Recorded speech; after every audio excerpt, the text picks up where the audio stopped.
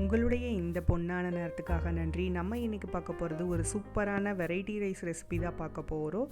ஈஸியாக சிம்பிளாக செய்யக்கூடிய மேங்கோ ரைஸ் ரெசிபி தான் பார்க்க போகிறோம். வாங்க எப்படி செய்கிறதுன்னு பார்க்கலாம். நான் இன்றைக்கி ஒரு மாங்காய், பச்சை மாங்காய் எடுத்திருக்கேன். இந்த மாதிரி கழுவிட்டு இதுலேருந்து பாதி எடுத்து நீல வாக்கில் கட் பண்ணி எடுத்துக்கலாம். தோலெல்லாம் நீக்க தேவையில்லை, அப்படியே துருவி எடுத்துட்டு உரமாக வச்சிடலாம். ஒரு பேனில் 4லேருந்து 5 ஸ்பூன் வரைக்கும் எண்ணெயை சூடு பண்ணிக்கலாம். எண்ணெய் சூடானதும்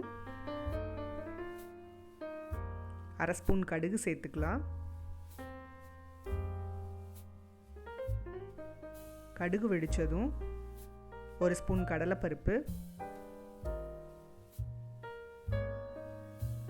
சேர்த்துட்டு, கடலைப்பருப்பு நல்லா கலர் சேஞ்ச் ஆனதும் ஒரு பெரிய வெங்காய பொடியாக கட் பண்ணினது, ஒரு கொத்து கருவேப்பிலை, காரத்துக்கு தகுந்த மாதிரி வரமிளகாய் சேர்த்துக்கலாம்.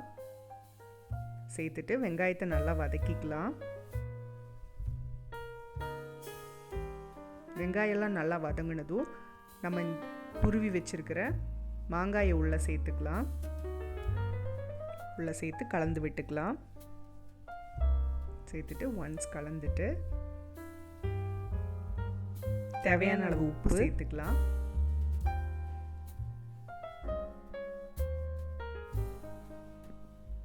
அடுத்து 1/2 ஸ்பூன் மஞ்சள் சேர்த்திக்கலாம். சேர்த்துட்டு இது எல்லாத்தையும் நல்லா கலந்து விட்டுறலாம்.